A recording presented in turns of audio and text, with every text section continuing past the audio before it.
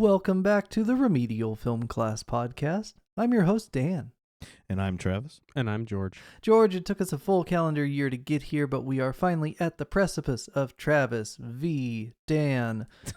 Are you ready to hopefully agree with one of us? And hopefully that's me. Let's get ready to... We can't say it'll cost us 10 grand. Yes, I'm ready. Excellent. How's everybody doing tonight? Travis, how you doing, man? I'm doing good. How Did are you enjoy your second time through Halloween Kills, the movie of the week?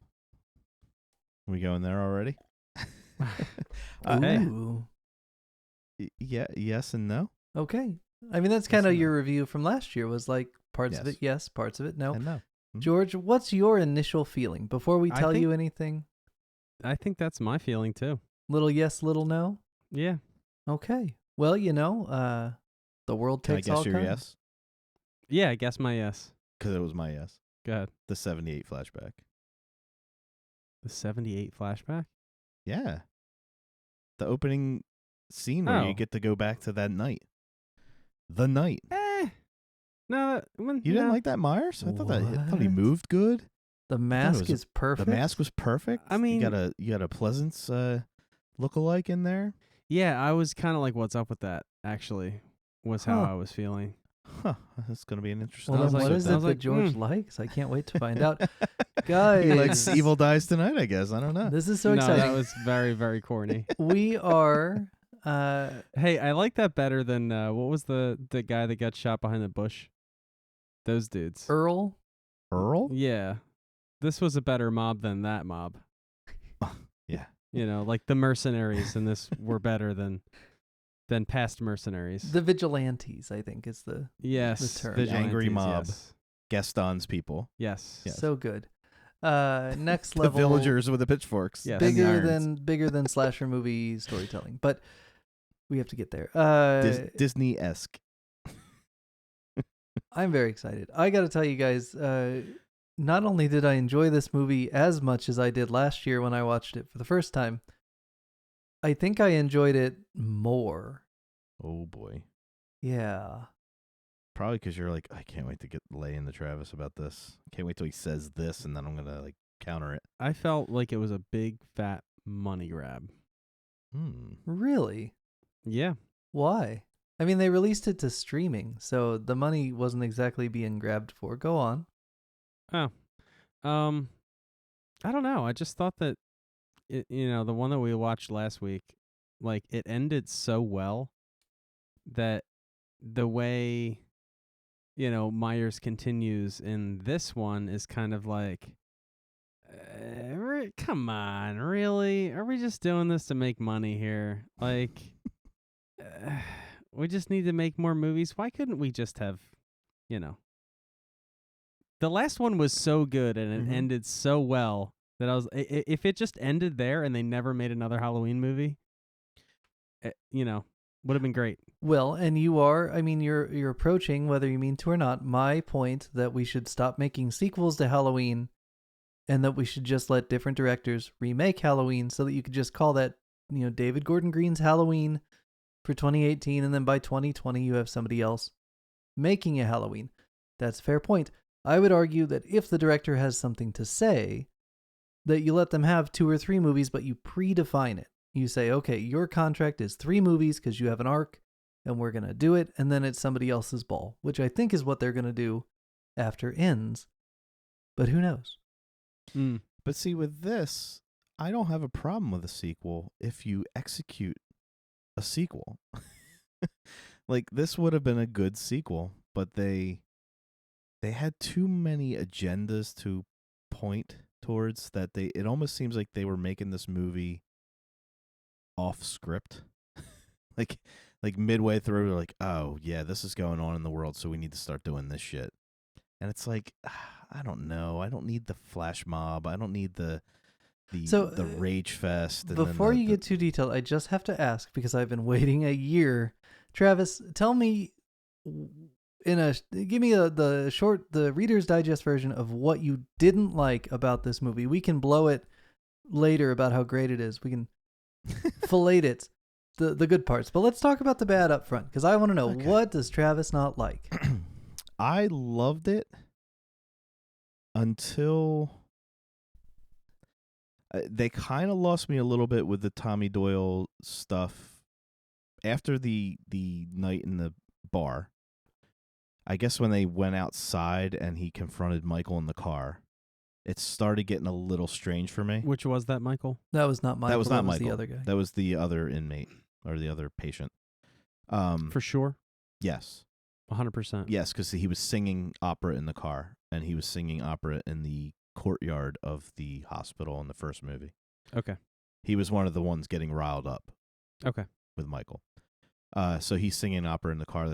So they kind of made you think it was Michael because the windows were fogged up, and then he was in the car kind of singing along to opera. So you're like, oh wait, that was the other guy. Nice callback to 2008, and also a good Which- callback to Foggy Windows from Halloween '78. This is Yes. all canon, all good. Go on. They did that again. I with didn't the girl. realize that when I was watching it the first time. All I got was, because I watched it twice actually. Oh. All I got was, I didn't see Michael. I don't know that was Michael. Right. Yeah, I mean that's And what you're I supposed realized to take that the right first away. They time, wanted yeah. you to think it was Michael. And then Right, he but I switches knew- the I radio know- station. You're supposed to be like, wow, Michael's changing the radio station?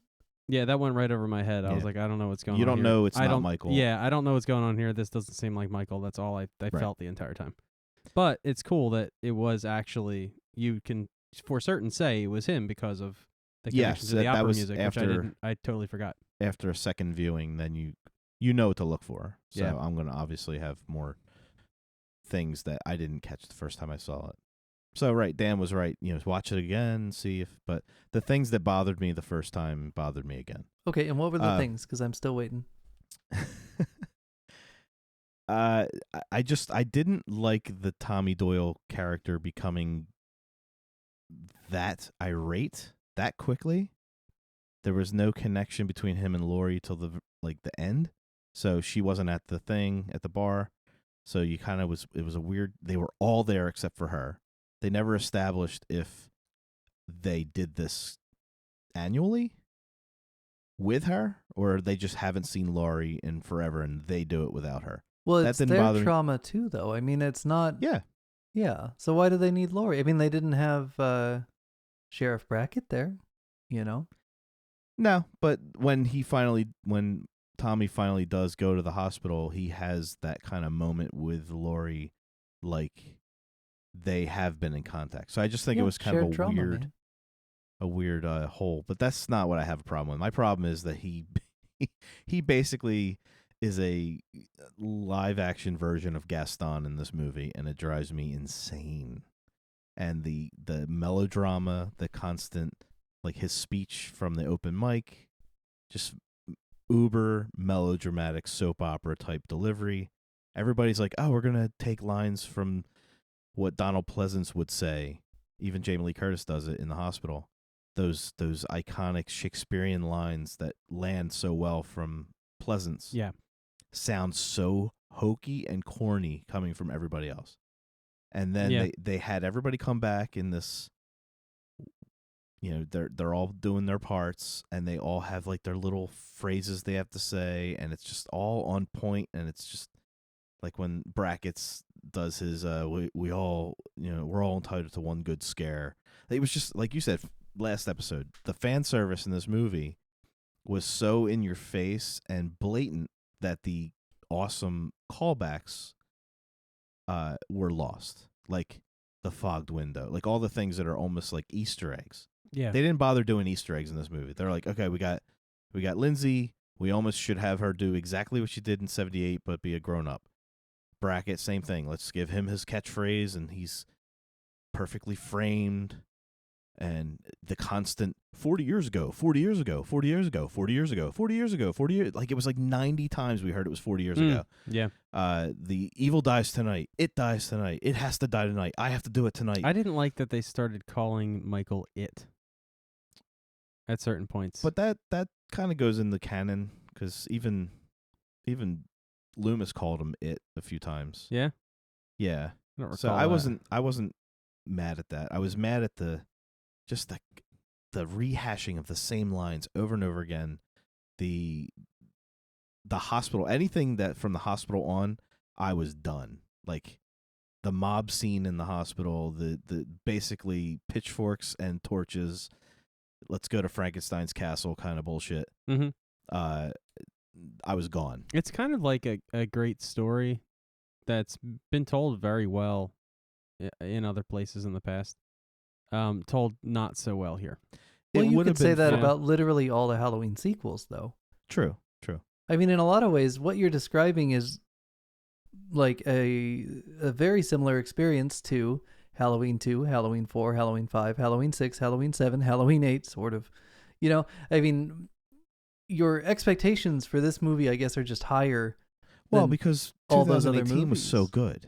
I'm not talking about like this. When I say it's like a similar story told again, I'm not talking about the Halloween story. I'm talking about The Frankenstein. this The Frankenstein. villagers. Yeah, Oh, the sure, sure, villagers sure. Going Yeah, after the monster. That story, them going after the monster, and generally, it's And it would have been fine. If generally it was the not monster done like, isn't a monster. In here, the monster is Right. a monster. Is So- the but if it monster was- monster? I thought he was a man the last time we talked. well, the boogeyman's listen, the boogeyman, and if they're going after him, that's fine. Like that didn't bother me. The Frankenstein-esque of it. It was the delivery of it. It was very Disney. yeah. Gaston charged the castle, almost basically singing a song. It's like, a good classic story. Wasn't done very well. Right. Yeah. And then the whole sympathize with the other patient when they're all like, it's not him, and then he winds up killing himself, which that fall would not make him splatter like that. Well, Well, I don't and know. Also, Sartain's something head like would have exploded like it did in the last one. It is a Exactly. Halloween movie full of gore, so True, we need our true. gore. which the gore was a lot. yeah, I thought the whole, the inmate that was not Michael that everyone thought was Michael. I felt like that was just a big waste of time. Well, it was the instigation of the mob, which is what they wanted to show. That to me, that was the thing, and I've heard interviews. They wanted to show the dangers and the outcome of a mob of people with an ideology, basically driven, but not Yeah. thinking straight. Like, I get it.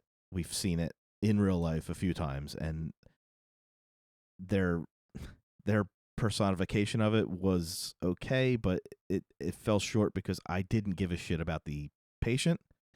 I didn't care about any of the people in that hospital. It was just a shit show in Okay, that so hospital. all right, so you agree that the patient, and the mob, and all of that doesn't need to be there, and it's really just there to make, a statement about Human society today, right the now. the human condition, Right. and it really doesn't really add to the story. You don't think? I don't think. I don't think either.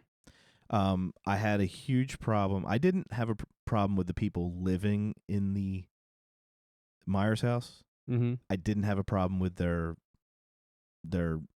homosexuality. I Mhm. thought that was fine. It didn't bother me at all either. My issue with them was, again, the corny lines.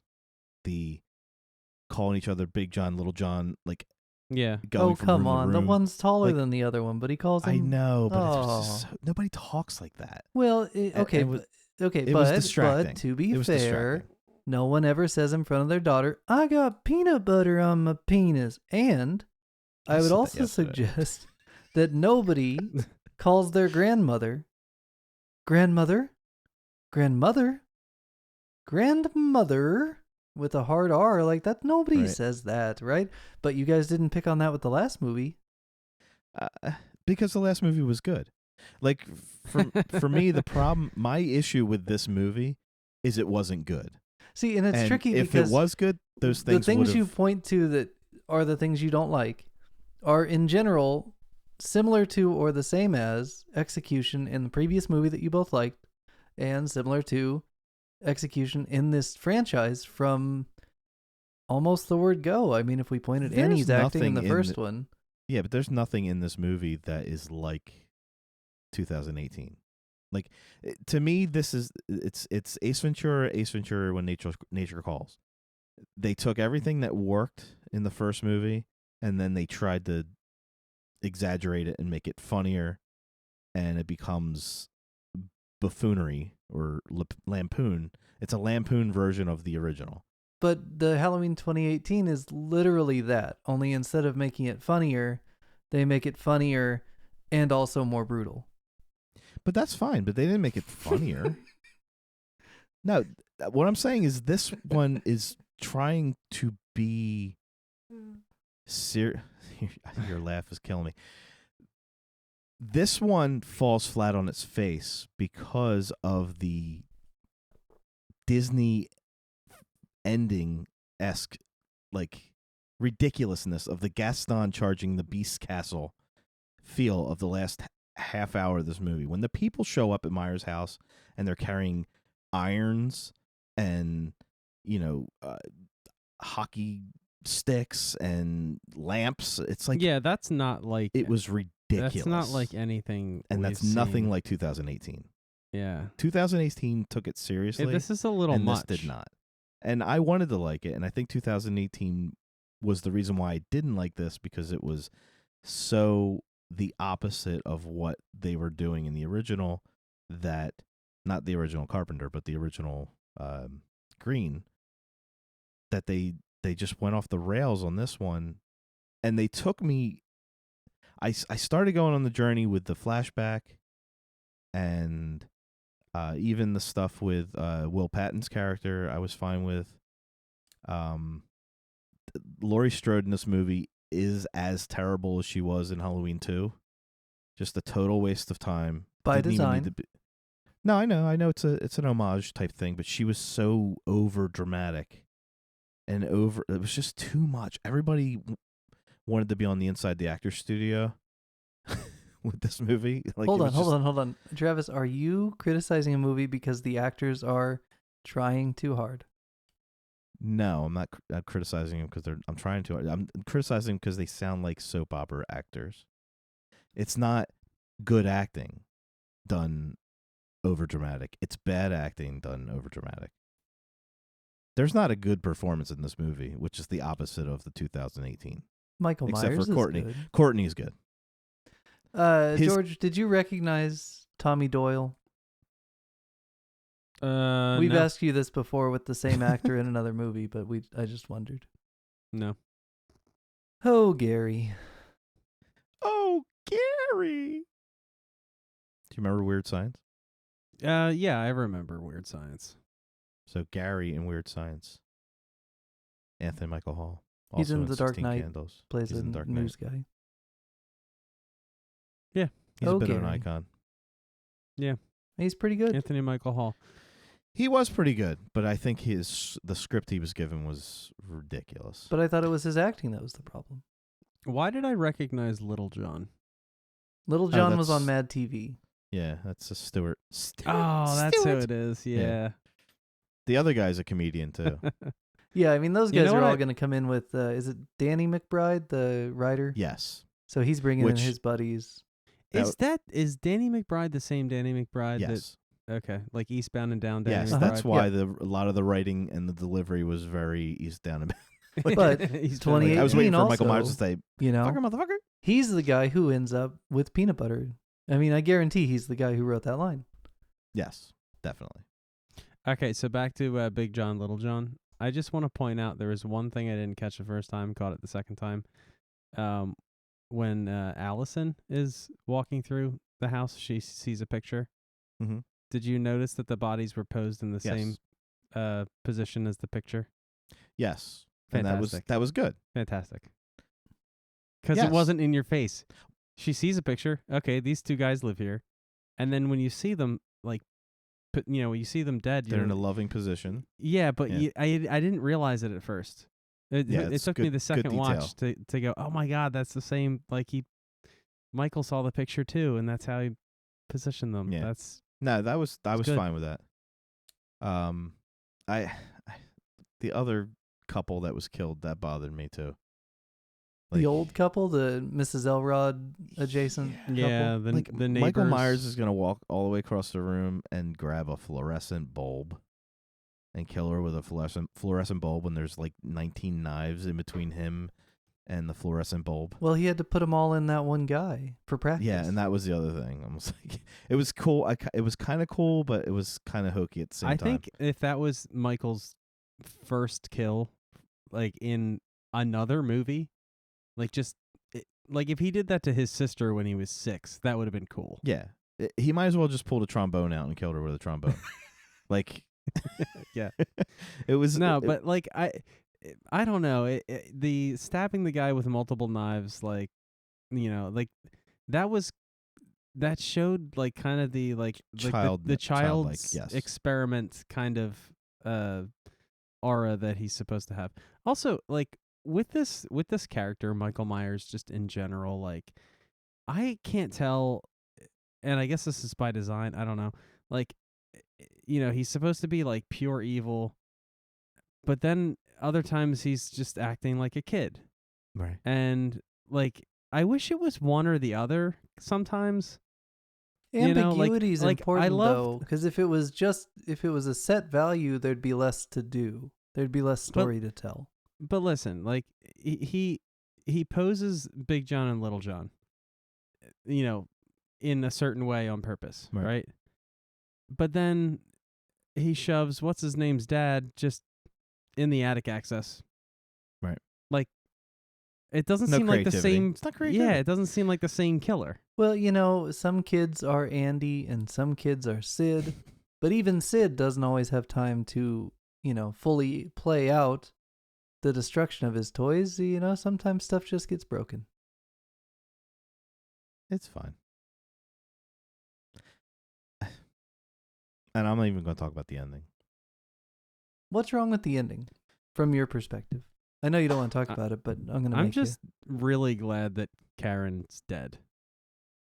Is she dead? I hated her character. I don't know. We're sure it's not a dream sequence? I hope so. There's a lot going on at the end of that movie that I'm not sure if it's literally happening or if it's a figurative statement. We really don't have enough information because we haven't seen the last one. So a lot of that could get retconned. Well, I hope she's dead. I didn't like Tommy getting killed either. Because I did like the character. Yeah, I just didn't not like, in that way. I didn't like the Gaston. Not in that way. Angle. I think that if he's going to get killed, it should not be one of 20 people at once.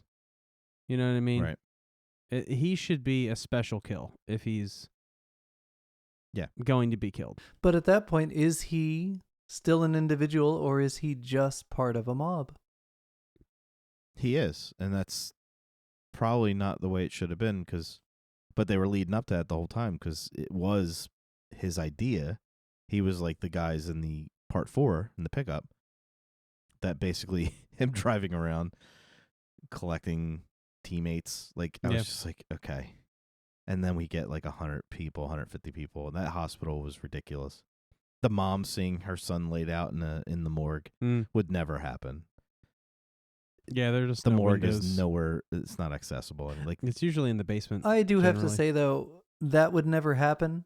Really isn't the trump card that. Yeah, I know. In a movie like this, it's like it's a. Well, a lot of it wouldn't happen, but I'm just saying it was.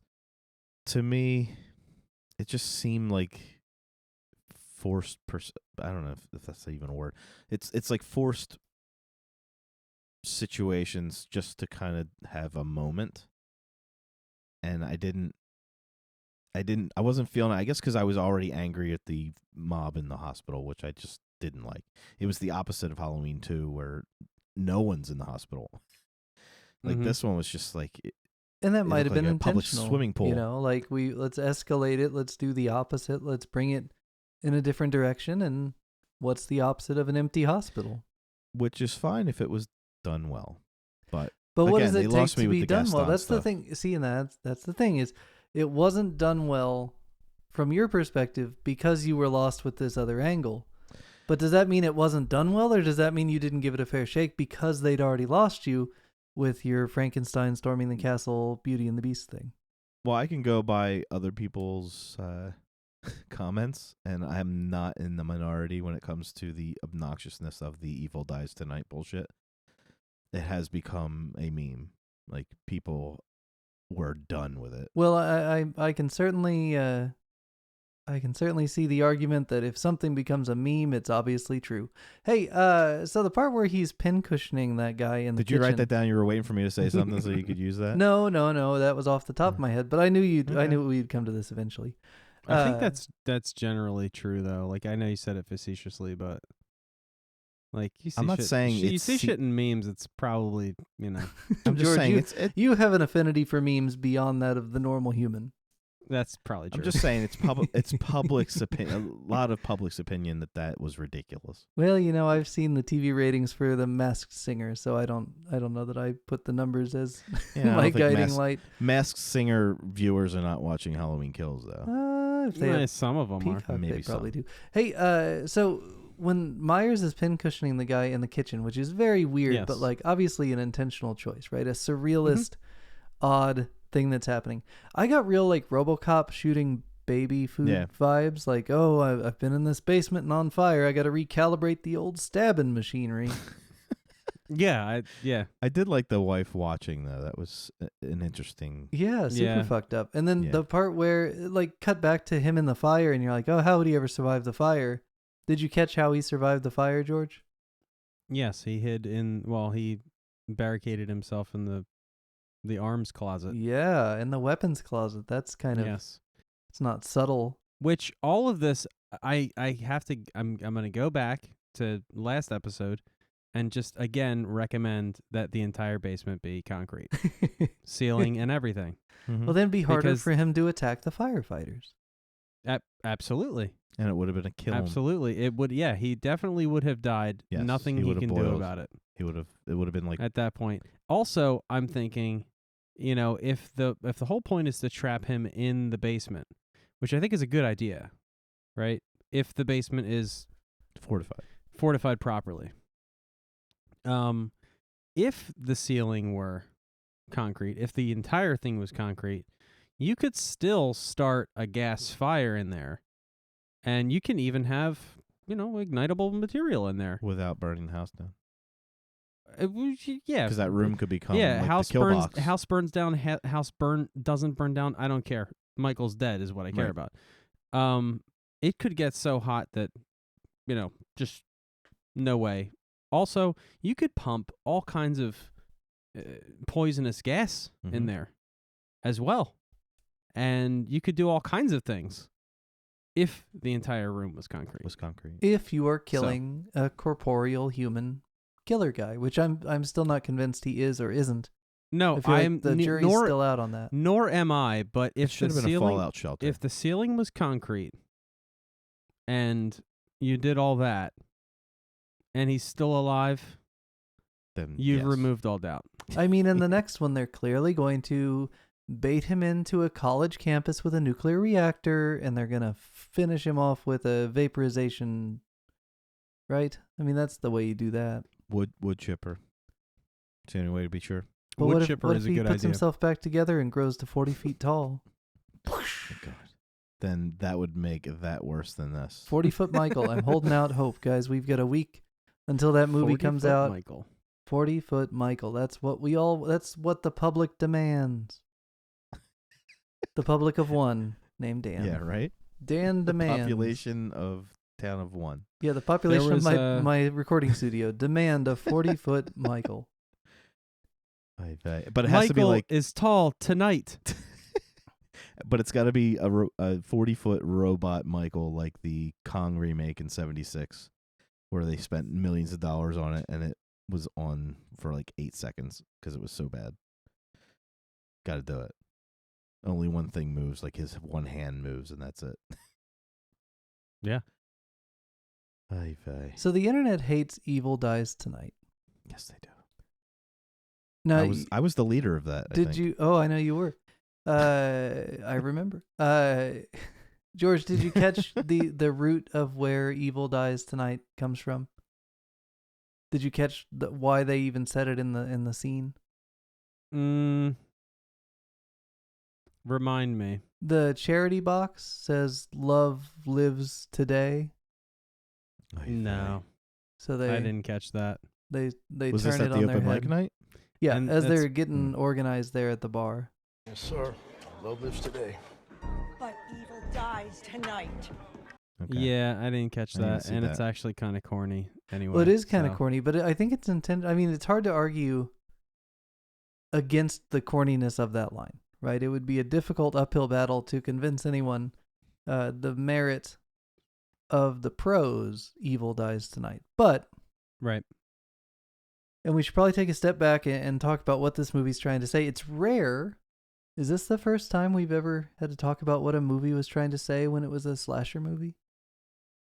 Um, Trying I to think so. probably, yeah. Which I think is jarring for the public, because you go into a Halloween movie expecting another clone of the first Halloween where all it has to say is boobs are cool and murders are fun and isn't this scary, right? Like that's about all the other Halloween movies have ever said. The Yeah. last one, 2018, did have, some interesting comments on trauma, but localized to the plot and all that. So at the beginning of this movie, we have Michael in the weapons closet, and he proceeds to murder the fire Tim. brigade. Yeah. Which was a big controversy at the time. Yep. Because if you do it in a movie, it must be a ringing endorsement of the action, right? Like, this is the thing that I always Yeah, that was get annoyed obnoxious. with. Just because it happens in a movie doesn't mean that the movie's endorsing the action. Wait, Right. There was protests. was people upset because We shouldn't Two major points. We in this shouldn't movie. see firemen getting killed in a movie. what? Right. It was, It was an asinine, insensitive.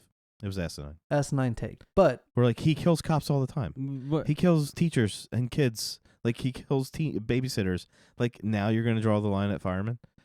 yeah, It there was, when made the no first sense. trailer dropped, there was a lot of backlash. Oh my God, I can't Yeah. believe you would show him kill a firefighter. And it's like, well, I mean, he killed a lot of people, and it was probably bad all the Mhm. times he killed them. It was But- an asinine argument.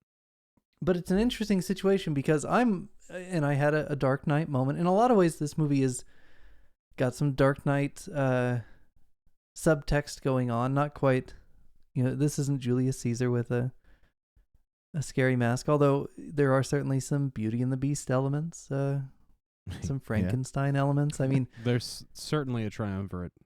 there is a triumvirate, I guess. I mean, there's at least dies tonight. yeah. I don't know, man. Beauty and the Beast is more than just a Disney movie, though.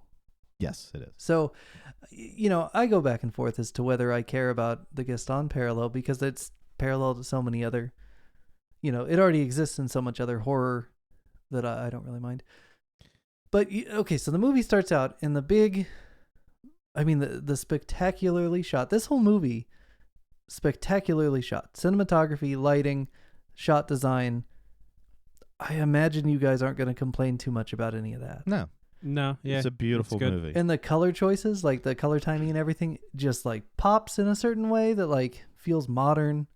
And then the 70s stuff is flat and like feels. Yes. I mean, It it's looked like it was shot with Carpenter's camera. Yes. Yes. Yeah. Very I technically can't argue with proficient. that at all. Yeah. Yes. It was purposely so done that way. spectacular shot at the beginning of the movie where Myers comes out of the house. He's already killed a couple of firefighters.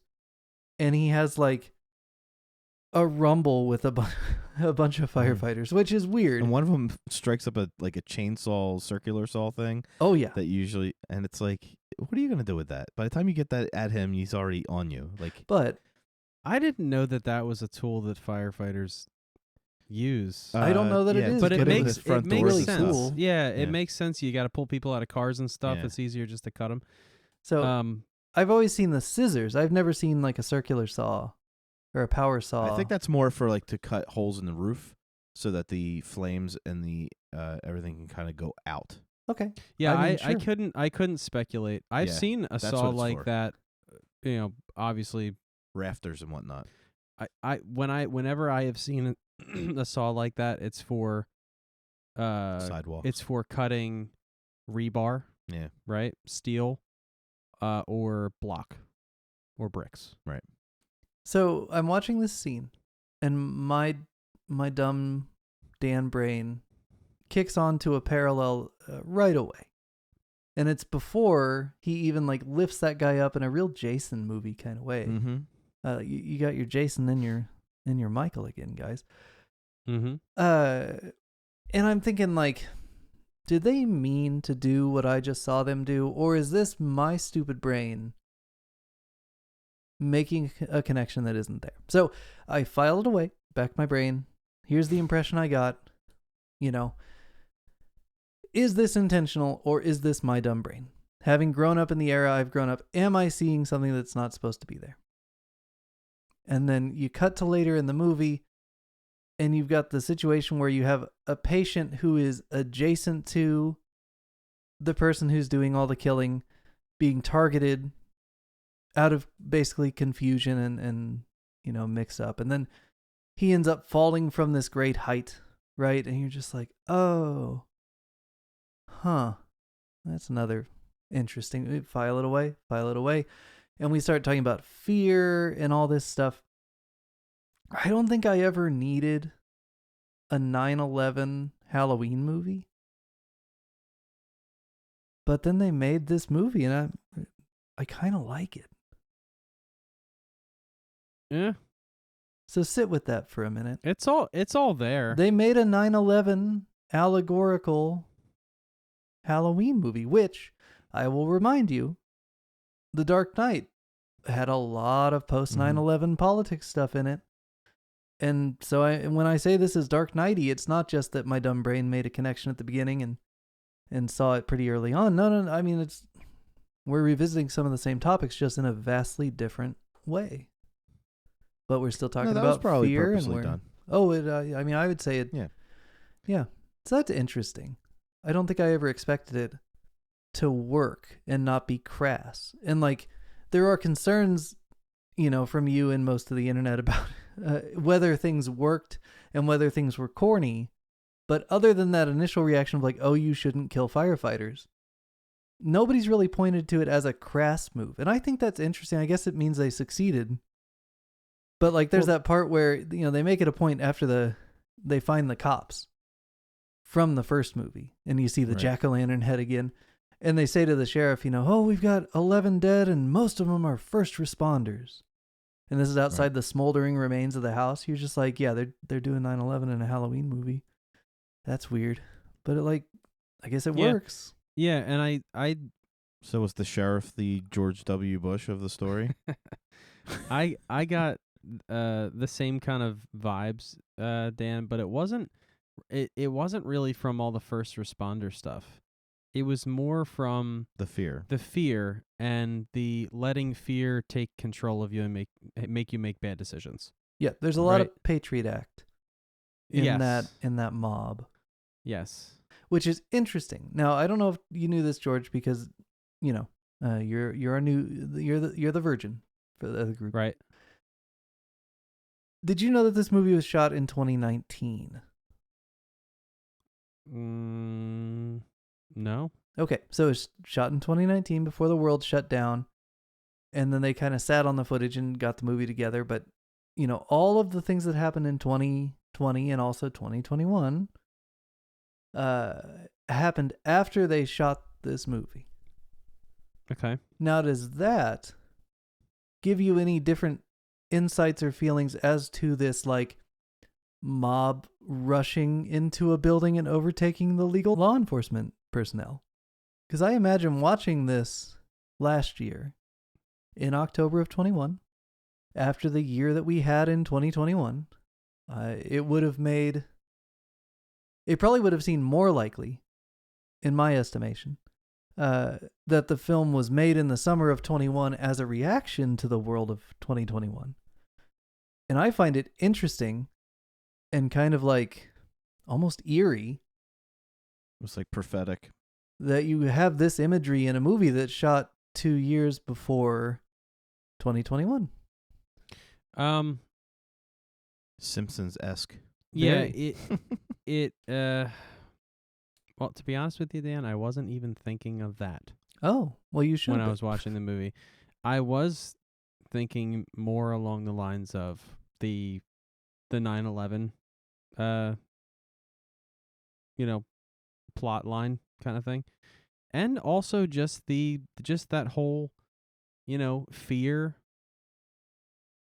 making you do things that you wouldn't normally do. It makes I you always do thought it some was weird kinda- things. It was kind of based on, because Loomis in the original says when Brackett's like, I'll get my guys. He was gonna pretty much put an APB out on Michael Myers, and he's like, no, your guys will see him on every street corner. Yes. So it's like Mhm. that's been a mentality in this genre, in this franchise for a while. Well, and Yeah. note that the police don't drive up and down the streets on their loudspeakers saying, everyone run home, there's a maniac on the street. A lot of what leads to the panic is the news coverage that we see in the 2018 movie. So that's interesting. That it's that's true. media fueled. Mm-hmm. That's interesting. That is. Very interesting. The other controversy that was as big as the fireman issue was people actually put out articles out there saying that this Michael Myers was homophobic because of what he did to Big John, Little John. And it was like, people, he killed everybody in this movie. Well, Like, and it's not like a stop. 6-year-old who grew up in the era he did would have any fundamental understanding of what a Right. homosexual relationship was necessarily. and he killed the interracial couple just 10 minutes prior. Yes. Can we just stop? Yeah, Just no, you have slow to down remember and with let's- these new movies that come out, you're going to have to put up with hot take culture a lot Mhm. more than you do with the old reviews of older movies. And it's a shame because so much of what we see on the internet, and I'm pointing at all of you hot take people, is this nonsense short soundbite bullshit, one tweet send stuff where it's just like, it's not journalism, it's not even criticism, it's just noise to fuel clicks, which is annoying. But it Well, also, Evil dies tonight. They do it with the Marvel movies too. It's like they just trigger people by following- saying stupid shit. Following that logic that Michael Myers is homophobic, he also hates women Mhm. and Pumpkins. Men, men, right? Animals, animals. He loves dogs, Uh, but only the way they taste. Yeah. young people, Yes. old people. He does like babies. He likes children, He does like children. He lets them live. and Nurses. He hates nurses he hates nurses, but also he hates doctors. and firemen And automobiles. and automobiles. He doesn't seem to His- dislike firearms very Ba- much. Basically, if it's a thing, Michael Myers hates it Yeah. pretty much. He does like masks and knives. Right. He likes masks, knives. It reminds me of that Children. someone did a video of the creature from the Black Lagoon. Like every time he gets pissed off in the movie and he breaks something, and they just put the word "fuck this" as he's like breaking it, and it's like that's what he's thinking. Fuck this thing. Like he's knocking lamps over. Like he's just so angry, Yeah. and it's like, yeah, creature hates this stuff. No, he doesn't. He's just a creature. Like stop. Michael Myers doesn't hate nurses. He just wants to kill everybody. Like he's an equal opportunity killer. Ugh, So, drove me nuts. quick question. The one character, I forget his name, he was the one that was billed as having a face-to-face interaction. Oh, Or you mean whatever. Lonnie? We've Yeah, talked about Lonnie. Lonnie recently, haven't Lonnie. Hey, I'm not doing it again. Hold on a sec. So, Lonnie runs into Michael Myers, When he was a kid. turns in, basically shits himself, and fetal position, don't hurt me. And then all of a sudden the cops are there. Michael Myers isn't there Right. anymore. What do we think happened there? Well, Well, here's the thing. Do He we ran think that into Michael him- Myers was like, I see myself, I'm going home? Well, this is the discussion we had in the first Halloween because Lonnie runs into Michael Myers outside the schoolyard, Yes. bumps into him in Like the first 78. jump scare is like, Yeah. when he yeah. And he knocks lets him the go then pumpkin out of too. Tommy. So Yeah. we talked about, I assume we talked about, we should have talked about, does Michael get I like your energy, I'm not going to hurt you because you and I are the same, or is it just that he doesn't hurt kids? Right. We don't know. Because there's really cool dynamic in that scene because you're actually seeing the shit rolls downhill mentality of bullies. Because Lonnie was being bullied, Mm-hmm. he was also a bully to Tommy, but they gave you a little insight on the Lonnie being bullied by that group. So you're like, okay. So when one bully gets bullied, he usually goes down to the younger kids and becomes a bully. It's a cycle of violence and fear, Yeah, man. which was a nice little head nod to the asshole from the original movie. And did you catch that Lonnie in this one tells Allison that her dad used to sell him peyote? Yes. When in the last movie the dad said that Lonnie used to sell him peyote. That's a nice little payoff. I like that a Yes. lot. He should have said he had peanut butter on his penis. I still don't love Yeah. that line, but I understand So- why they put it in. At the end of the day, we don't know where the peyote came from. No. Just that they did it together. Thorn. Thorn. It's all Thorn. I hope it's not Thorn. So we don't know if that second encounter with Myers was in his head or if it actually really happened. on Well, the and what's street. interesting is, to him it seems like a real memory. But in a world where he sold peyote but also bought peyote, is this just the way that he tells of his interaction with Myers that we saw in the 78 movie, and he just dresses it up in such a way that it seems even scarier? Or did he really have two interactions? Like, I don't know that we're going to need definitive answers, but the idea that there is this kind of discussion in the subtext of this movie, you don't usually get this in a slasher genre. Like, this movie's trying to do things that are outside of its comfort zone, and I think it's generally succeeding. It's okay. Embrace the it's- ambiguity, man. Embrace it. Because we don't it's, know what that last scene is going to look like when we see the movie next week. Like, they could very well come in and be like, hey, all of that happened verbatim and it was really sad. And they could also come in and be like, hey, somebody else was wearing the Myers mask and they just beat the wrong guy to death. Like, who knows, man? Who knows? We will see. Oh, I can't wait. Hey, do you remember Prom Night, guys? Yeah. And my favorite thing about Prom Night, besides, Jamie Lee Curtis's dance, where you have the escaped mental patient plot, and then it turns out that he dies in a car wreck or something, and he's not the one causing all the mayhem. But it's like this fun little swerve on the Psycho Halloween formula. Mm-hmm. Well, in this one, you've got the escaped mental patient that's not causing any of the trouble, and also the one doing all the devastating murders. Like, it's not the same as Prom Night, but it made me think of Prom Night, and that made me happy. Randy loves Prom Night as well, so he mentions that a few times There you go. in Scream. There you go. It's a good one. Underrated classic. That's why we made you watch it last year for Jamie Lee Christmas. She was so wasted in this movie. Yeah, she was. And that scene with her and Will Patton when they're in it was just so much, I need to do it. No, you need to do it. Like, I was just like, stop. Yeah, Who wrote this? It's my fault. No, Well, it's my okay, fault. so I'm like, no, it's nobody's fault. Well, but guys. the They thing were trying to is- get rid of her being the target, which she's not. But they weren't really. They didn't have a good story around it. They so were there was- consistent with that. Yeah. But if you notice in the 2018 one, I tried not to talk about it too much last week because I started to realize on my rewatch of 2018 that things I'd remembered being in it actually didn't come up till kills. Right. But, the idea that in Laurie's world, from her perspective, it has always been her trauma, and he came after her. And Right. this assumption that because he was coming after her, she had to live her whole life in such a way that she raises her daughter and granddaughter to be ready and be prepared. And now the time had come and she was prepared and she was going to fulfill her destiny as the target of Michael Myers, only to realize, or maybe not realize, but maybe she should have realized, that the whole time it was a random attack and it was never about her. And it was only because of that Dr. Sartain that it even came back to her doorstep in the first place.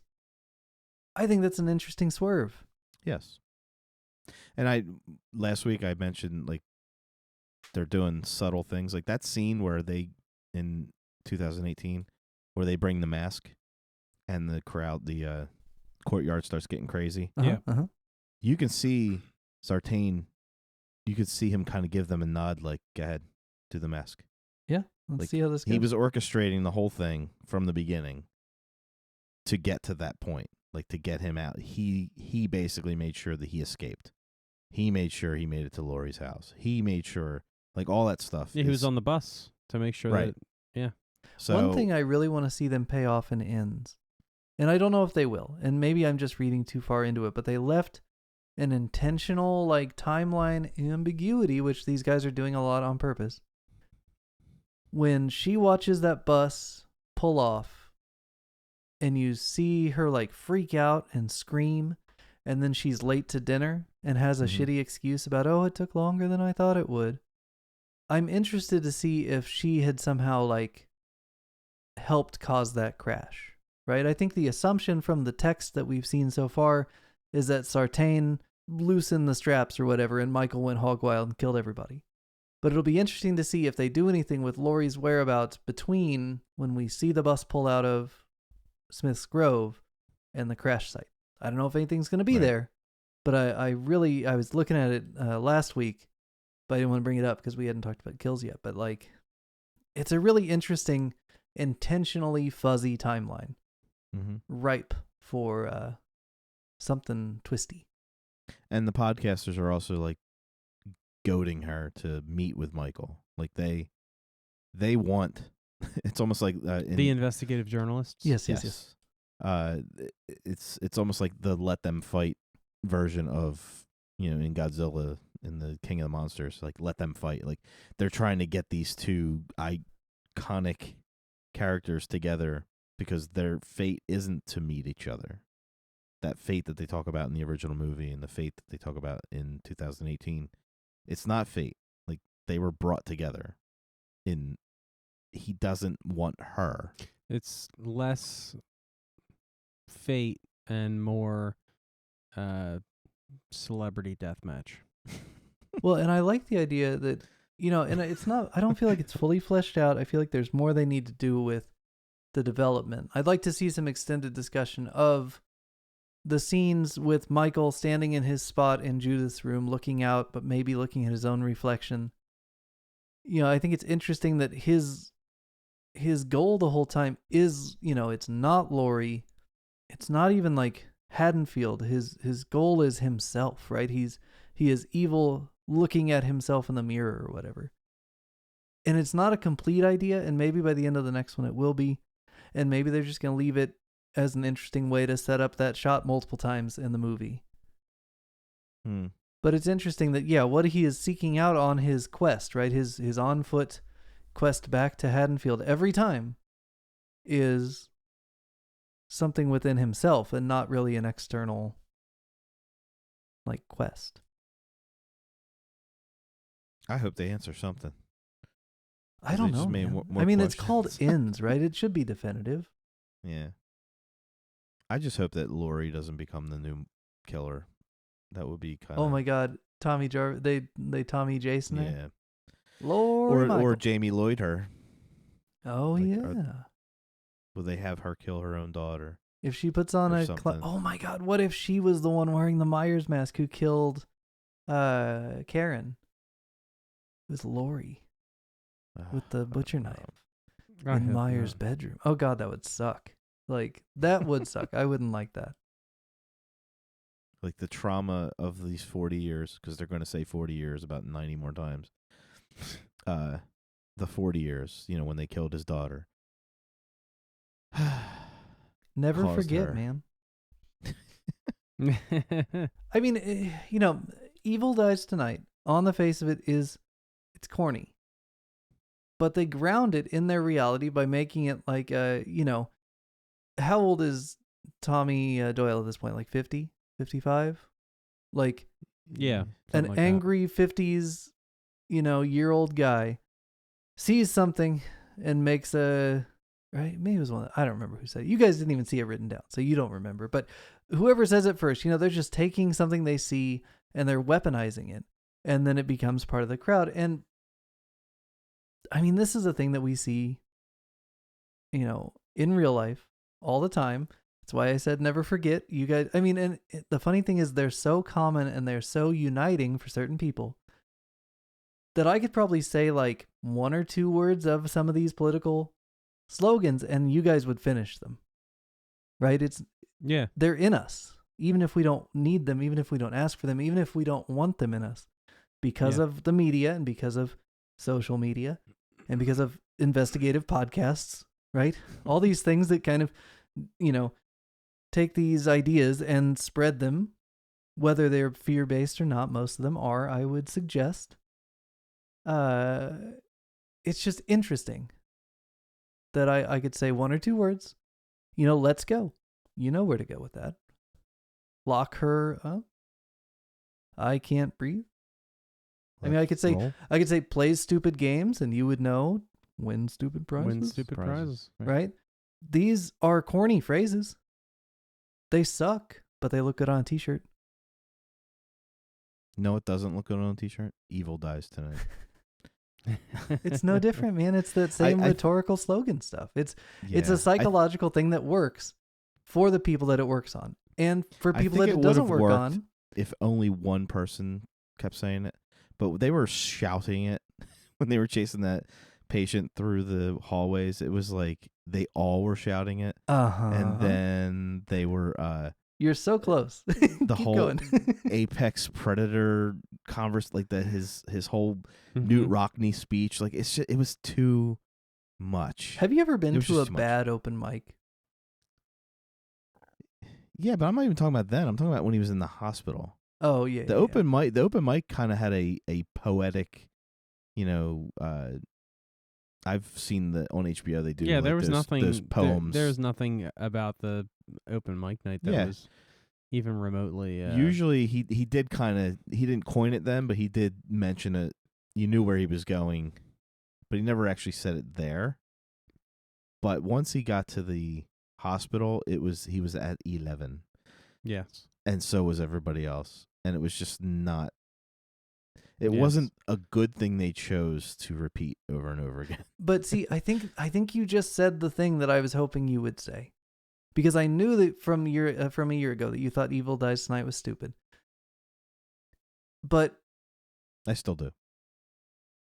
It reminds me of how I feel when I hear certain, and I'm not gonna, for the sake of my Apple podcast reviews, I'm not gonna talk too much about all of our personal politics because people keep getting them wrong, and that's funny.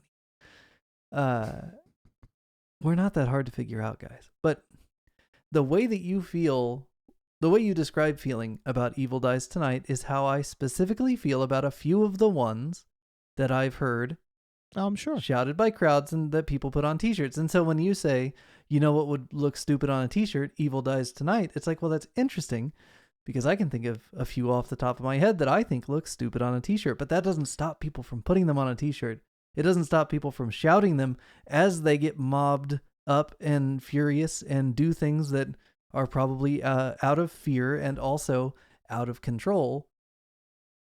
I think I like this movie a lot, guys. But as you said, this movie was not inspired by those recent events. So not those specific recent events. It was already in the can. But those recent events are not, isolated incidents. Those are a symptom of a greater situation that we're in. Right.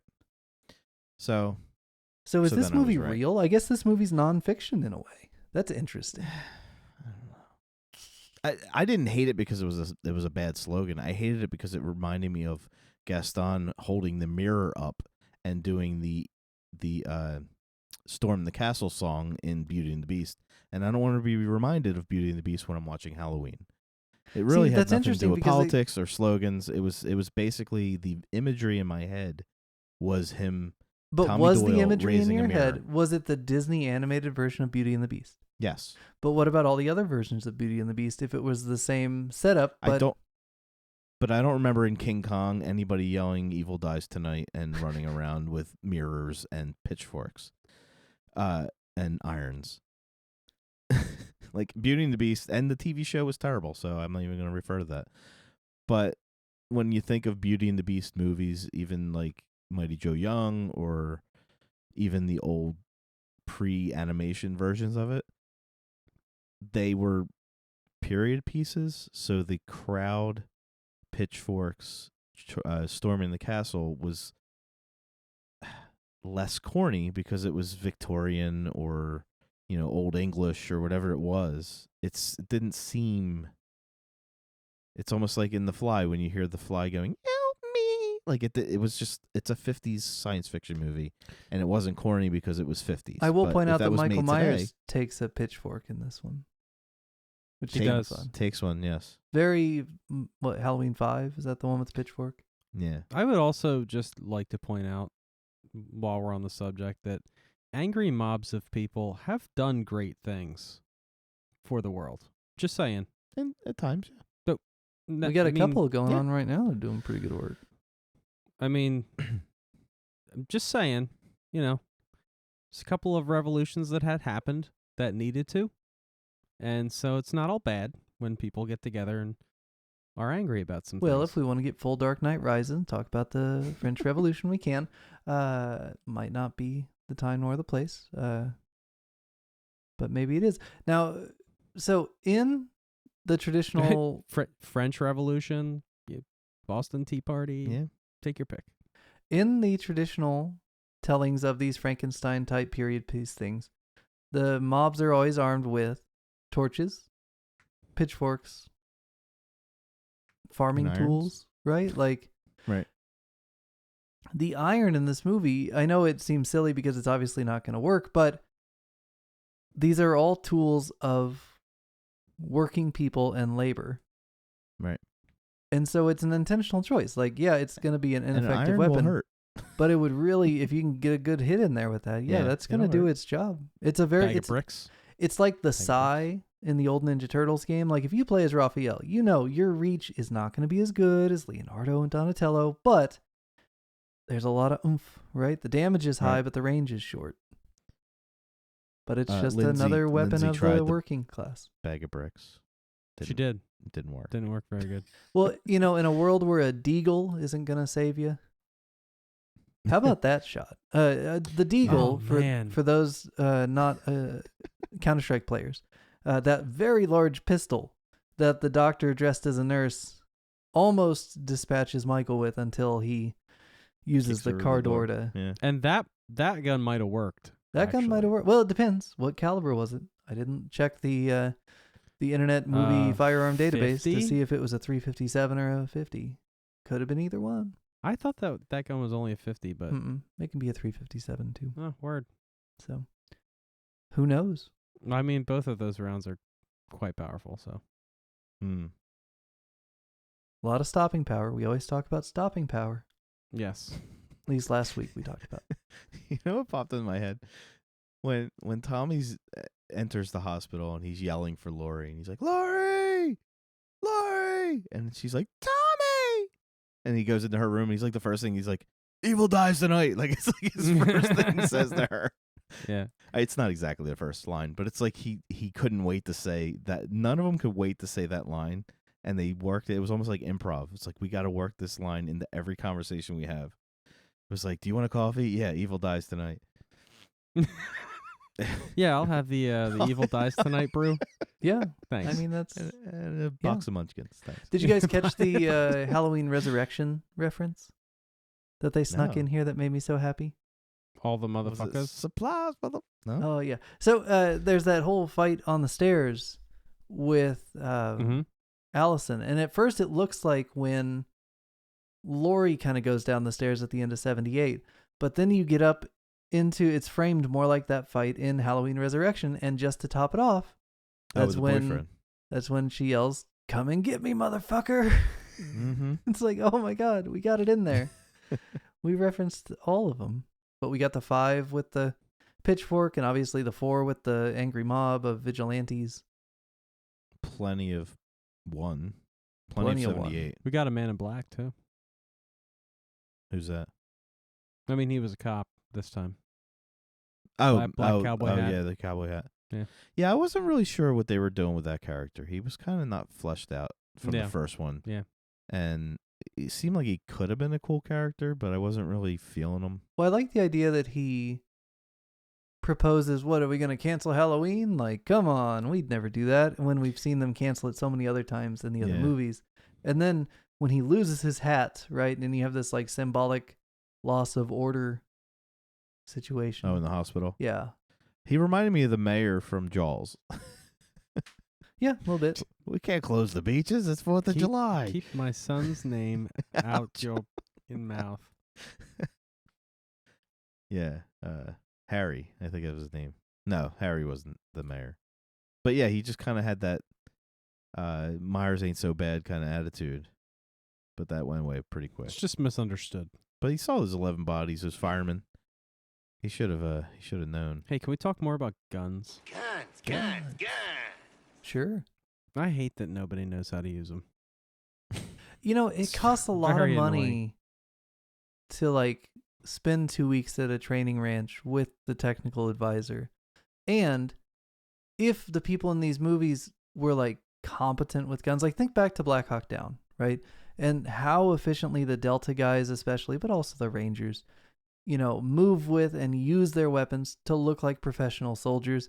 If you had an angry mob of people, all of them like, you know, not even looking at their weapon as they like clean it and take it apart and put it back together and load it and flip it around, you know, there's a certain amount of like incompetence with the weapons that you want your untrained people to have.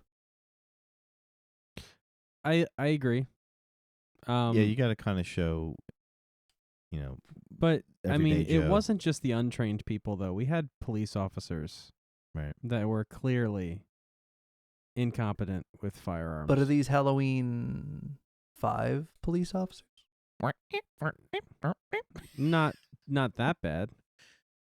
They were.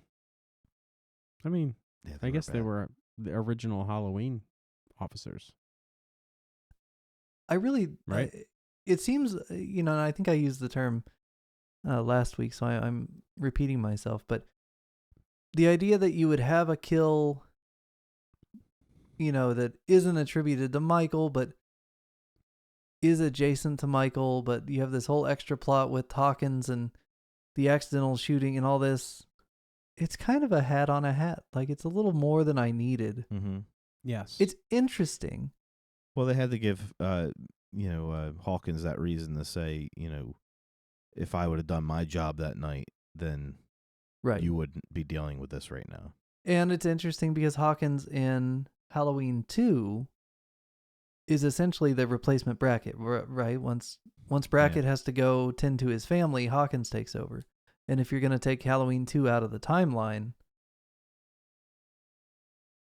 but I mean, you could have just been like, oh yeah, and then I had to take over because Sheriff Brackett was out of commission.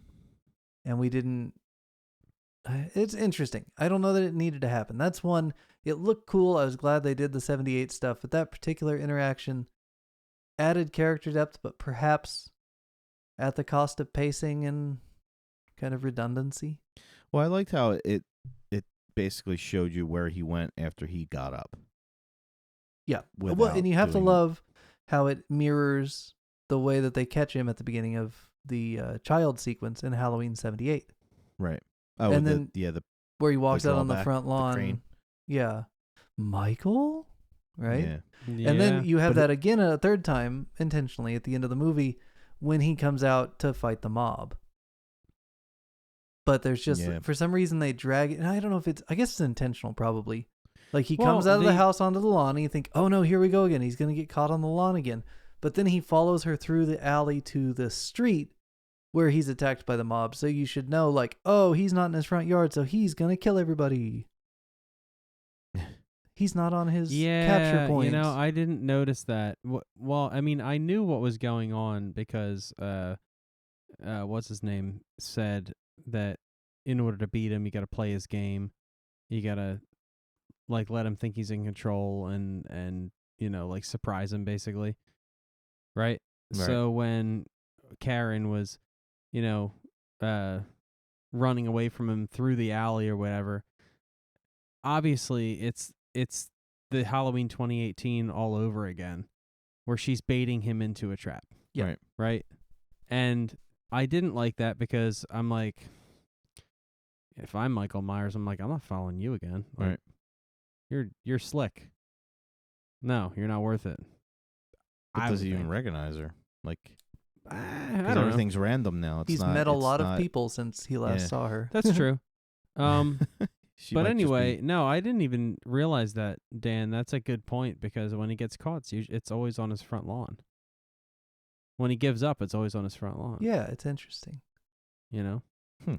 They lure him away from his front lawn. Ooh, It's very interesting. While we're talking about that, I just want to point out that if Loomis had executed Michael Myers, if Mhm. Hawkins hadn't stopped him, do you know why I'm so excited about this?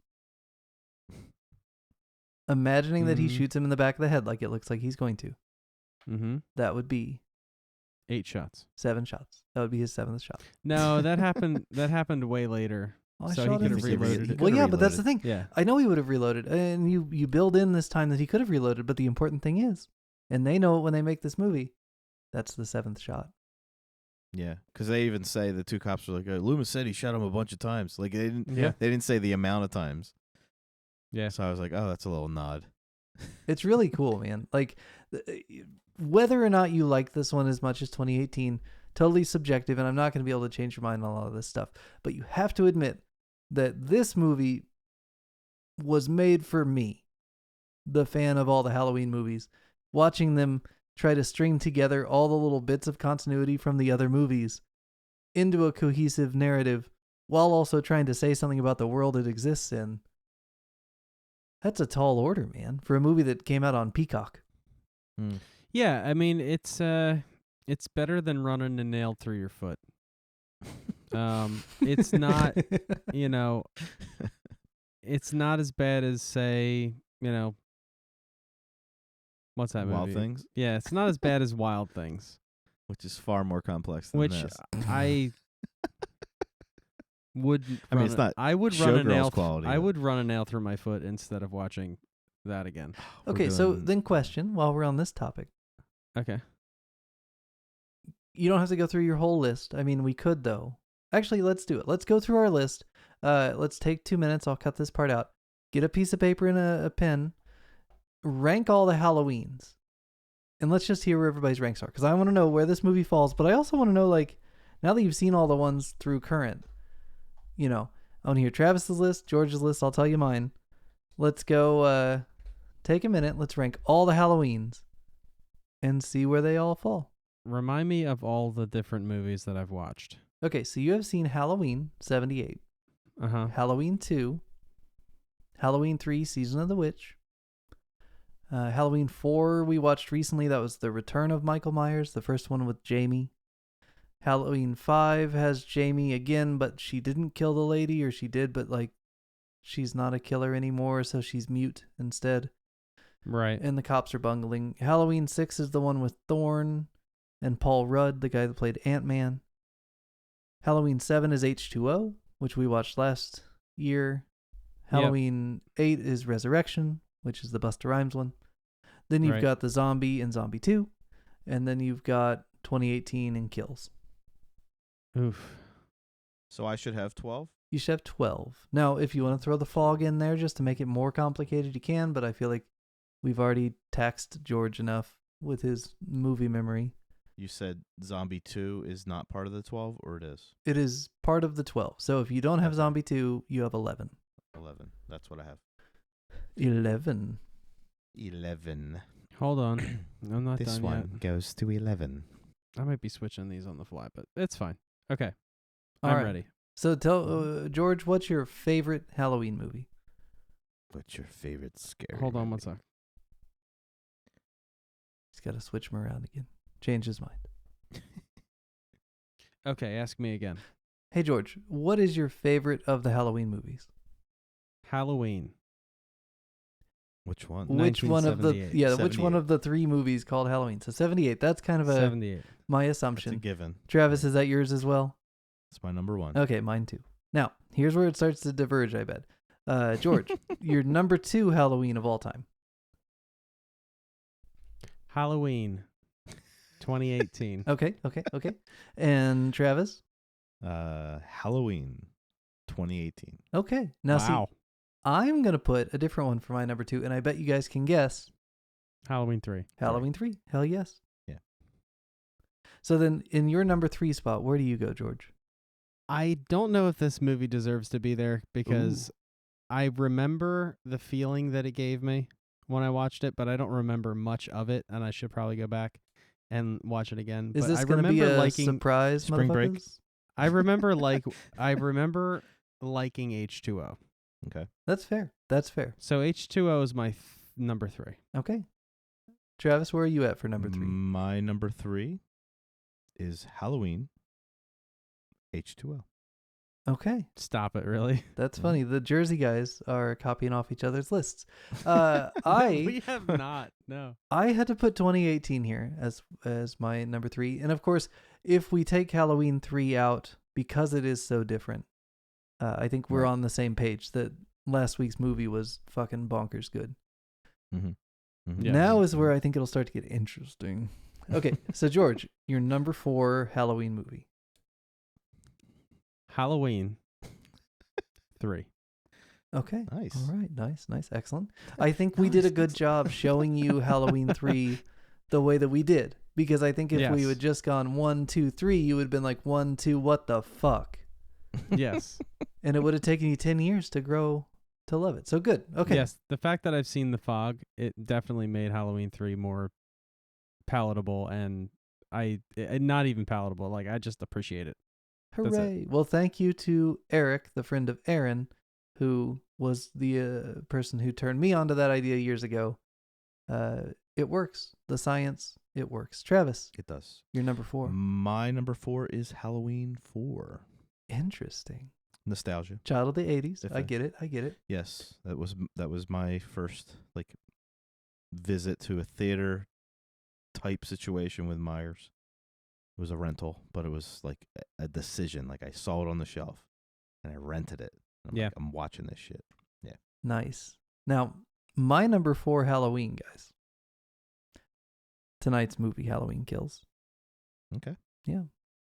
And not just because they had all the silver shamrock masks and everybody got killed in them and it was so cool. Yeah. But also for all the other reasons we already talked about. All right. So, George, you're number 5. My number 5 is Halloween 4. Okay. Travis? Mine is Halloween 3. Wow. Okay. So we've clearly got the top A tier. group Yeah. of good movies at the top. And my number 5 is H2O, which has already been checked off both your lists. So yeah, we've definitely got. There's going to be a point at which we've all given up on this franchise, but I don't think we're there yet. Yep. So where's your number 6 at, George? Number 6 is Kills. Okay. Halloween 2 for me. Okay.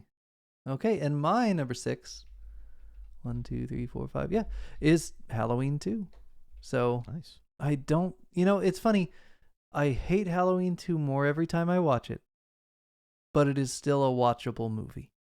And I don't have to watch it ironically, like some of the ones we're Right. going to be talking about soon. I still have another Halloween movie before I even get to Halloween 2 on my list. See, and that's fair. That's fair. I'm interested. So what is your next movie, George? It's Zombie. Okay. Yeah, I see that. I remember you liked that movie. We did our best. But... It's not bad. It's a movie. It's not as bad as, it's just a different take. Yeah. And I think, like you said, Dan, if we gave directors license to make Halloween the way they want to make it, the zombie Halloween would not be such a shocking departure from the franchise. Well, I do like agreeing with myself, so I will go with you on that. Travis. Here's the controversy. Oh. I'm going to say Halloween Zombie. Oh, okay. So you're looking at I George's do. list again. I have That's fine. Zombies Halloween as this number 7. My number 7, guys. Resurrection. Okay. Fair. But I think I watched that one ironically. I think I've crossed that point where I'm now talking about shitty Halloween movies. So my 8 is Halloween 2. Okay. Mine is Kills. Okay. All right. Fair.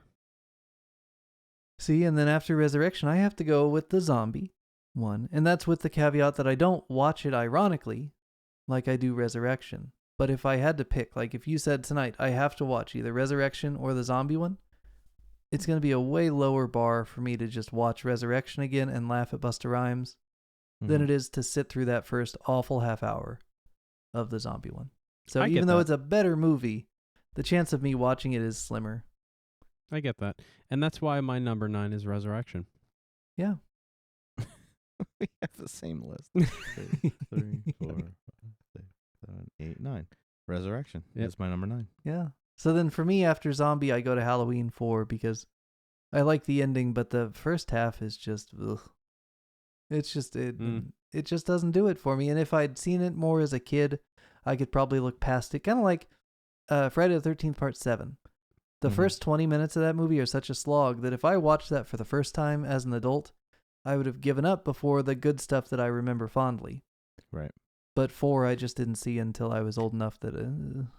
This is where it's awesome to be a child of the 80s. Because half the shit I would not have watched as an adult. But because I grew up on it, Nostalgia Travis is like, yeah, you love this movie. So we all have, process of elimination, the same 10 and 11. Yes, it just Which depends is on where we put them. Halloween 5 and 6. Yeah. Yep. Mine is 6, then 5. Yep, mine is 2. I'm a 6 before 5 guy. 5 just doesn't have anything that I want to see. What they did to Loomis in that movie was unforgivable. You know, I mean, yeah, I kind of lumped them both together, and I put 5 before 6 just because they're both at the end. I actually almost put 6 where I put Resurrection. Yeah. Basically because at least it tried to do something different. Yeah. And just wasn't successful, kind of like Halloween 3. Like, that was successful. Yeah. The only thing that wasn't successful was the marketing. For Halloween 6, at least they said, all right, we're just gonna throw it against the wall and see if it sticks. Like cult, we're gonna go this route, and they nailed it down and they did what they wanted to do, and I can respect that. You know what's funny? Was it a good movie? No. If Halloween 7 is not H2O, but it is a Part 6, Part 2, a 6.5, a continuation of Thorn, there's a chance that we might like 6 more because the ideas it started developed into something we like. Right. And I think Zombie dropped the ball with that one because my number 12 is Zombies Halloween 2. Right. Like, I just have no motivation to revisit that at all. But if Halloween 2 from Rob Zombie had been awesome, I think his other one would have Halloween raised. 1 would be better. Yep. And the same thing, I think, if Halloween Ends fucking nails the ending, nails the landing, 2 feet down, arms up, 9 from the French judge, all these things.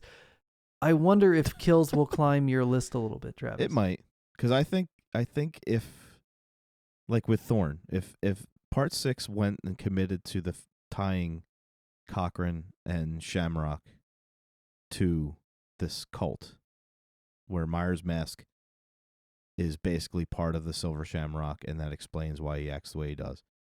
That would have made it. That would have put it up on my list a little bit further. So maybe in Ends, if they connect 3, and it seems like they're doing more than Easter eggs with these masks. They're definitely present in the universe. They have the tags on the back. Just so that so the listeners can get our lists straight, let's say them all in a row. Okay. So mine is Halloween 78, Halloween 2018, Halloween H2O, Halloween 3, 4, Kills, Zombie, 2, Resurrection, 5, 6. Nice. Mine is Carpenter's Halloween, 2018, number 2. H2O, number 3. Halloween 4 is 4. Halloween 3 is 5. Halloween 2, the Dick Warlock, would be 6. Then Rob Zombie's Halloween 7. Halloween Kills 8. Halloween Resurrection 9. Halloween 6, 10, and Halloween 5 pulling up the rear. Because of what they did to Loomis. Bastards. And I go 78, Halloween 3, 2018, Kills, H2O, 2, Big Jump, Resurrection, Zombies First One, 4, another Big Jump, 6, 5, and then Zombies Halloween 2. It can. I think Halloween 2 from Rob Zombie is on my list too. I like all of our lists. They make sense. They all make sense. Where would you put The Fog if we were going to force you to put that on the list too? Ooh. Because for me, it might go at the number 3 spot. I would probably put it before H2O. So yeah, number 3. 78, 2018, then The Fog. It would be, I think. I don't know if it's better than H2O. Or I don't know if H2O is better than The Fog. That's tough.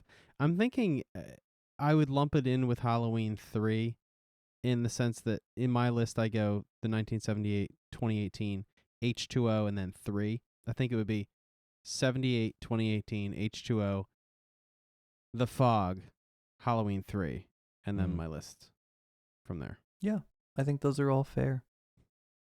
Thank God none of you like Halloween 5. That's all I'm going to say. We would have had a real problem. Yes. It has its moments, but what they did to those characters was, and that house, just wasn't right. We should rank the Myers. That would be a good list. Oh, I'd have to. I don't remember them all that well. I'll tell you what, the Myers in the flashbacks of this movie is phenomenal. Yeah, the If guy you they look got at to the, play, that Aaron Armstrong guy, is just spot on to When the he comes 78 out stuff. of when he grabs that cop and does what he did to Bob, Mm-hmm. like that strangle, push against the wall, like fight for dominance with the hands. Yeah. So fast and like just powerful. I felt like I was watching Nick Castle from the original. Like it was that perfect. He must have watched hours of Nick Castle. I love how on the credits under the cast, it's Michael Myers is The Shape, Yes. and it's James Jude Courtney, Nick Castle, and then the next character listed is The Shape, 1978, And it's not Nick Castle. Aaron Armstrong. Well, I can't imagine they'd let Nick Castle get out there and do the physical stuff. No. You know? That's He's a so stand very still kind of cool. fellow at his age. But he's like a perfect body type to be that Myers. Very sleek and fast. But Can when you he's imagine standing- a world where next year, if they redo, let's just assume for the purpose of this conversation that they redo Jordan Peele's Halloween. Friday the 13th in the style of these movies, right? Because this is what's happening right now. This is making money. People are talking about it. If they don't love it, they're at least talking about how much they hate it. It's controversy. So let's say you do a Friday the 13th with a nostalgic bent.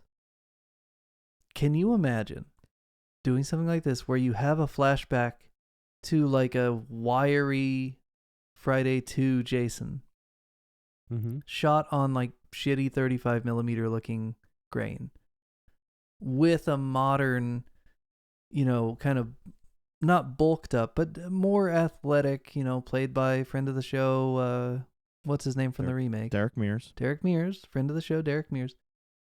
And you have a nostalgic flashback to like teenage with a sack on his head, skinny Jason, and simultaneously with a Derek Mears type in a modern setting, maybe like an older Jason. Ooh, Yeah. that'd be cool. I'm They there. won't do it, but it'd be cool. I'm telling you, a Marvel-esque, multiverse Jason movie with all the different Jasons in one movie would be freaking amazing. I mean, just go back to what we talked about with Friday 2 or Friday 3, where it was like, is this actually Jason, or do they just assume it's Jason? I mean, it kind of ends up in that weird parallel with this movie with the second mental patient. But yeah, you end up with a movie where you find out that, yeah, Jason was a little boy that drowned, and his whole family is a bunch of like violent, angry, mad at the world for the loss of their nephew and brother country guys who... Isn't that the plot of Wrong Turn? I don't know. I've never Basically. seen Wrong Turn. I thought it was the ambulance driver. Might have been the ambulance driver occasionally. Yeah. I'd be down for that. So next week, Halloween ends, and we'll be launching our episode, if all goes to plan, on Michael Myers' birthday, October Nice. 19th. At least per Resurrection. That's the canonical Michael Myers birthday. So it comes out on the 14th. So we'll watch it that weekend, record an episode, and get a quick turnaround so that you all, our loyal listeners, can watch the movie on Peacock or in theaters and be ready to spoil the hell out of it on Wednesday. Yeah, we're not doing a non-spoiler review. We're No, going this will at be it. the real deal. Yeah. We're not like Tyrone Magnus where we have two different reviews. You're getting the real one. I hope it's good. God. I'm thinking about last year, how I felt when I walked out of that theater if I had a microphone. At least I had a year to cool down about it. But yeah, I was hot. I was not happy. So, Travis, George, tell me one thing that you want to see in Halloween Ends that you think realistically you might get to see, just so that we can just see if we get what we want. I don't think kills should exist, and I like 2018 so much that I just wish they just would have stopped. So So you're hoping that what- Ends actually doesn't come out. He hopes that We will not have a lot I to mean, talk about Ends. next week. What Right. do I want to see? I mean, What would make you happy in a Halloween Ends? I don't know. Nothing would make me happier as if kills and ends just didn't exist. Okay, all Wow. right. That's bold. And I haven't even seen ends yet. So Oh man, what do I want closure, like definite closure. you're not getting that. There's Which I no money don't in think I'm there's gonna no get. money in that. Not as long as the family owns that right, Yeah. they will make them forever. Yeah. So secondly, I'm gonna say what I said earlier. I would like to see a total tie-in of all canon. Like make it all. Connect Halloween 3. Somehow make Silver Shamrock part of Halloween canon, so that we can stop this silly debate that You- it's two separate worlds. You might see that. And you also want Thorn then, if you want all the continuity? I don't. I'm not saying all the movies have become canon. What I'm saying is Halloween 3 needs to be tied to Michael Myers somehow. 3 Gotcha. becomes canon. So 3 should become some part of, you know how people say like the ET world is happening in the same basic neighborhood as the Goonies. Like I want to basically take the Goonies and the ET and tie them together somehow. So with Halloween 3, I want that tied into this somehow. You know how I would do it? And this isn't what I was thinking up until right now, but if I were to do it, I would cop out a little bit and I would have someone in a theater or in a bar either see a commercial for Season of the Witch, or I would see a poster for Season of the Witch to justify the existence of those masks in the universe without making the Silver Shamrock stuff canon.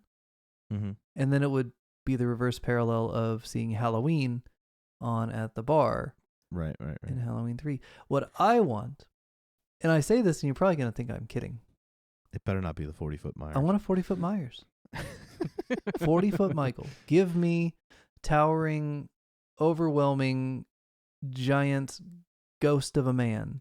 So 34 more feet of Michael. Yes. Is what you 34 additional feet of Michael Myers. That's what I want. And make it what- believable. That would be really cool. What don't you want to see? want. What don't I want to see? Well, you don't want to see ends. I don't want. I don't want to see Karen. I hope she's actually dead. And I don't want to see Michael's face. Okay. What if he takes his mask And- off and he looks like Jason with like a really disfigured face and it looks really cool? Because But- I don't know how long after Kills Ends takes place. I mean, we assume it's a next night kind of thing, but what if they do like a 5-year gap? I don't know. Then they're going to be saying 45 years the entire time. So I should say to our listeners, I've probably talked about this before. When a movie comes out that I know for sure I'm going to see and I don't need to be sold anymore on it, I refuse to watch trailers and do research ahead of time anymore because I've spoiled too many movies over the years. So I really don't know what Ends is going to be like. I have some hope based on what they gave us in the first two of these, but I followed your lead on that. I've stayed away from everything about this movie. so we're going in completely blind. And Going in blind. Hopefully he's 40 foot tall. I know. I don't want to see Laurie become the new Myers. No, I don't need that. Allison, I- maybe. Right. And I don't want to see her kill Myers. I don't want her to be the one to kill Myers because they've already established that it's not personal anymore. Yep. But because I think they already did that in H2O and Resurrection, even though it was the ambulance driver she chopped the head off of. Yeah, I just don't think it's her fight anymore. So I'm not really buying into that anymore. It would be really I want them to do interesting something different. if they took it from a perspective of Judy Greer, Karen. Karen is dead, but Michael is also dead. You know, like they have a body for Myers as a result of his, you know, knockdown, drag out fight with the mob and then the police, right? So you end up with a situation where you have either a contained or dead Michael Myers, but also an unexplained dead Karen. And you deal with Laurie trying to figure out, did Karen kill herself? Was the stress too much? Is this the result of her upbringing? Did Laurie do something wrong? Meanwhile, Allison's dealing with the grief. Halloween 2. Rob Zombie's Halloween 2. You've got Allison dealing with the grief of the loss of both of her parents. And how does that affect her relationship with Laurie? Guys, I think I just wrote a really good movie. Copyright the Remedial Film Class podcast.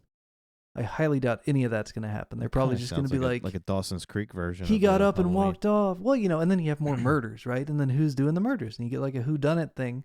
Is it Allison? Is it Laurie? Is it Michael and he's not really dead? Is he 40 foot tall? The world needs to know.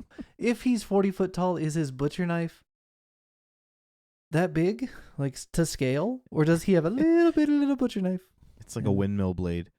Yeah. God, that'd be cool. He's like stabbing, buses and buildings. What if Myers' body ends up going to the morgue, and the coroner eats his heart, Yes. and then becomes Michael Myers? Only if Creighton Duke comes back. And he says to Can Laurie, the coroner be watching an Aerobics? 80s aerobics video? yes, but only if you get the same actor from the Police Academy movies to play that coroner. Yes. But I would love... Or Michael Winslow. Michael Winslow, I'll take. Well, and so then what you do, right, if you're going down this path, is you bring back the sister connection now, and you acknowledge it like, oh, hey, It was his sister the whole time, and then Creighton Duke can be like, you know, through Surprise, Amayas he was motherfucker. born, only Amayas can kill, blah. And then you have to have Jamie Lee Curtis kill Michael Myers with the Evil Dead dagger thing. Right. Or wherever Well, that Jamie Lee dagger Curtis was from. or Allison. Or Or Allison. Allison. And at some point, Michael Myers could go into a dead Jamie Lee Curtis and pop out fully grown, but like for some reason not at all restored. But you see his old mask in the reflection. God, I love Jason Goes to Hell, but what the fuck? It's so bad. Dude, that movie is worse than this. Spoiler alert for Jason Goes to Hell if anybody hasn't watched that movie yet. But what? Yeah, we in just the blew that whole world? movie for you. Oof. What the hell are you waiting Oh. for? It sucked back then. It sucks more now. You should Here's watch the thing. All I don't want from Halloween Ends is for them to lose this momentum. They've got a momentum. It may not be what everybody wanted, but they're doing a thing and it looks like $1 million. And they're really, you can tell that they're putting real effort into what they're trying to say, not just kills and bumbling police. So if they can keep on the same pace, I'm fine with it. I got one more thing I don't want. Ooh. Moments. I don't want Michael Myers to have moments with anyone. Oh. Yeah, like contemplations Yes. or regret. No relationship, no, yeah. No, like when Jamie told him to take his mask off, she wanted to see compassion. his face. No, none of Yeah, that. none of No that shit. moments. None of that bullshit. Yeah, no. Not a fan. I could see your feet. You can see your feet. So George, today Dude, that was so Travis sent me funny. an IM and he was like, "Man, cool! You made my my thing a drop." And I was like, "What are you talking about? I did that live. That was my impression of you." And he's like, Yeah. "What?" I remember him saying it, but I thought he actually lifted me saying it and put it over top of his. He should, No, But he actually but was I him. fucking And it nailed was it. pretty on What's up? point. but was you nice. should. Well, you should drop both of those. Lift both of those and just splice them in. I thought it was a guns moment, where appropriate. which also made an appearance. yes. Well, guns. I mean, we guns. probably already heard that tonight at some point. Yeah. I probably already plopped that in. Go with me here. Let's say Tommy Doyle. Tommy Doyle, based on the trauma of his childhood, Yeah. to deal Uh-huh. with that trauma Uh-huh. and the years and years of counseling that he went through, Yeah. obviously, becomes a psychologist. And Okay. he becomes the Dr. Loomis of this trilogy, where he's a little bit more subdued. He's not the guy, the Negan running around with the baseball bat, but he's already actually dead. No, I'm saying It's too late. if they man. before they made this movie, Mm-hmm. the Tommy Doyle in this movie is the Dr. Loomis. He's rewriting this movie. Oh, I see. Well, we haven't Then even seen the sequel to this one yet, so it's too in early to rewrite. ends, his arc would be better. Maybe he's the one who takes care of Myers in a different way, not a mob way, but in a psychological way. In the way Loomis should have. tried to. Yes, maybe he's the one that shoots Myers in the back of the head. I think it's going to be a key of. I think Allison will be the key, and whether they make her a new Loomis or make her the new actual Laurie, with Laurie being the new Loomis full time.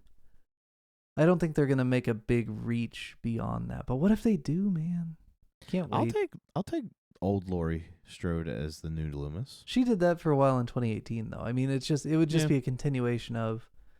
But they can actually give her credentials. Like she's now, maybe doing a college circuit, talking about serial killers, and She wrote a book. Yeah, And she's out there pimping it like Halloween 2 from Rob Zombie. I mean, at some point we're gonna get some Rob Zombie Halloween 2 in this movie. As long as no one rides a white horse, I'm fine. yeah, and doesn't become hobo Myers. Hey, Yeah. I don't The know. mask that's basically peeling off his face. I mean, George should watch a little bit of that movie at some point, but not for an episode, but just for his own knowledge. I Yeah. probably should. You get to see an Oscar winner murdered. Who? Ooh. Well, you'll have to find out. Oh shit! Maybe I should watch it. Pretty again. weird. All right, guys. I think that's our longest episode this year. Maybe. Well, we did a top 10 list. It's been a lengthy one. Now, I'll remind you, start preparing your 10 movies that are better than Halloween for not next week, but the week after. Okay. We don't want to do that on the fly. I want to have you throw some movies at me. Yeah. And I will tell you why Halloween is better. Halloween 78, better than your movie. But on the fly, George and I were on the same page. Yeah, oddly, yeah. Yeah, let's not corroborate on the top 10 list. No, we won't. Although we might have some crossover movies. I imagine you will. I can think If of we 2 don't probably corroborate. right off the top of my head. Yeah. So I have one that's is definitely better. Well, we'll see. So I'll probably have to fight for that. I just want to say, guys, to our listeners, I think I'm going to thank you this week without being prompted, because it would just be us talking to each other on the phone like a bunch of middle school girls if you didn't listen to our show. So thanks for justifying our, middle-aged Wednesday, Thursday night get-togethers. male intimacy moments.